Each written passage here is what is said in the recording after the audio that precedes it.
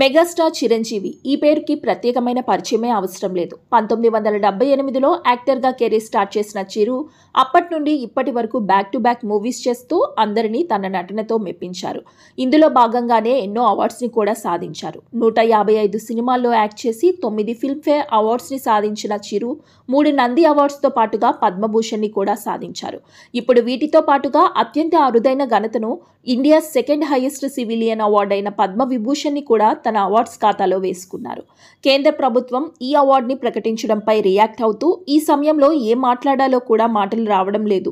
నాకు ఈ అవార్డు రావడం చాలా సంతోషంగా ఉంది అంటూ ఒక తల్లి కడుపున పుట్టకపోయినా నన్ను తమ సొంత మనిషిలా భావించే కోట్లాది మంది ప్రజల ఆశీస్సులు, ప్రేమ వీటి కారణంగానే ఈ రోజు ఈ పొజిషన్లో ఉన్నా అంటూ ఎమోషనల్ అయ్యారు. ఈ అవార్డుని తనకు సెలెక్ట్ చేసిన భారత ప్రభుత్వానికి అలాగే మోడీ గారికి థ్యాంక్స్ చెప్తూ ఒక వీడియోని కూడా రిలీజ్ చేశారు.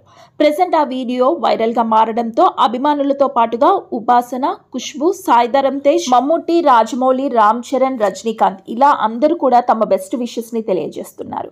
ఈ వీడియో నచ్చితే ప్లీజ్ లైక్ చేసి మరిన్ని లేటెస్ట్ సెలబ్రిటీ అప్డేట్స్ కోసం ప్లీజ్ డూ సబ్స్క్రైబ్.